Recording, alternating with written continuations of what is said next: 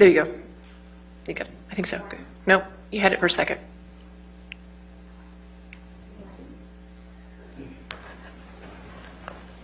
Good morning. Thank you. Let's try that again. Good morning. On May 27th, 2016, Ms. Heard walked into a courthouse in Los Angeles, California to get a no-notice ex-parte restraining order against Mr. Depp, and in doing so, ruined his life by falsely telling the world that she was a survivor of domestic abuse at the hands of Mr. Depp. Today, on May 27th, 2022, exactly 6 years later, we ask you to give Mr. Depp his life back by telling the world that Mr. Depp is not the abuser Ms. Heard said he is, and hold Ms. Heard accountable for her lies.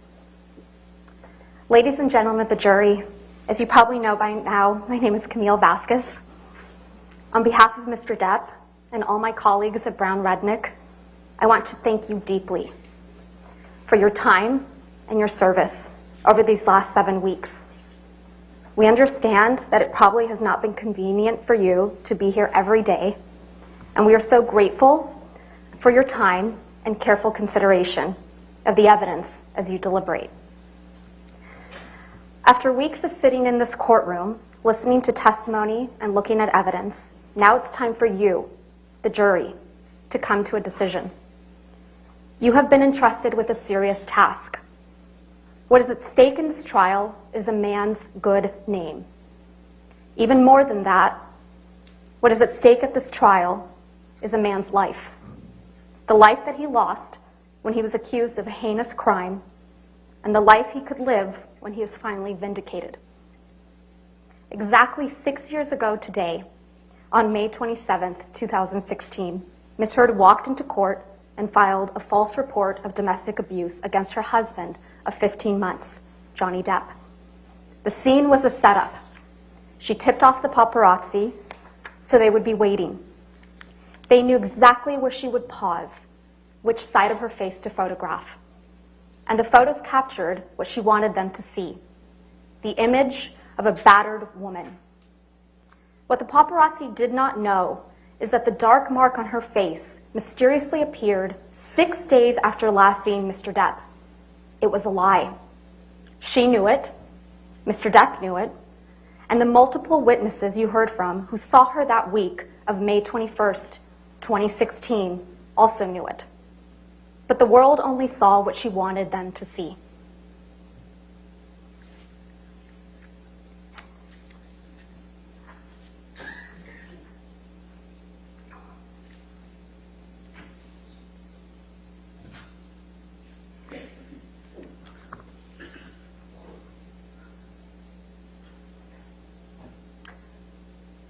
Two years later, when promoting the biggest role of her career until this trial, Ms. Heard presented herself to the world as a public figure representing domestic abuse.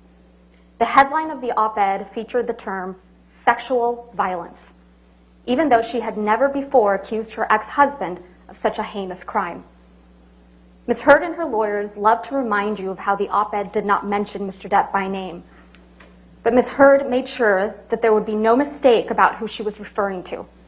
She inserted 2 years ago, so the world would remember the photo of a battered woman, the mark on her face standing outside the courthouse, and they would once again see Mr. Depp as the villain, this time in full swing of the Me Too movement. But what was happening behind closed doors was quite different from what Ms. Heard presented to the world. The exact opposite, in fact. There is an abuser in this courtroom, but it is not Mr. Depp. And there is a victim of domestic abuse in this courtroom, but it is not Ms. Heard. The evidence presented at this trial has shown that Ms. Heard is in fact the abuser, and Mr. Depp the abused. As you heard from Mr. Depp and multiple other witnesses that testified under oath at this trial, Mr. Depp experienced persistent verbal, physical, and emotional abuse by Ms. Heard during their relationship. And when their relationship was over, Ms. Heard inflicted the greatest and cruelest injury of all. she publicly and falsely named Mr. Depp as the abuser. Ms. Heard never thought she would be held accountable, never thought that she would have to face her abuser. She never thought she would have her supposed mountain of evidence vetted.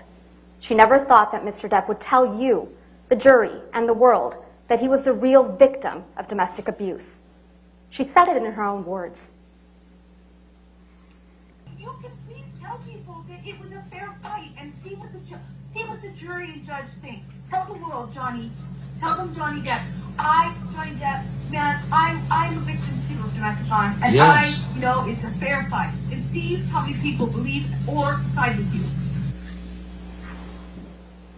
At the start of this case, Mr. Chu and I stood before you to give you our opening statements on behalf of Mr. Depp.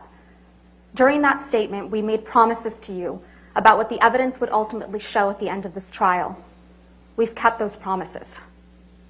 One of those promises we made was that you would come to understand who Ms. Heard is, that she is a deeply troubled person, violently afraid of abandonment, desperate for attention and approval.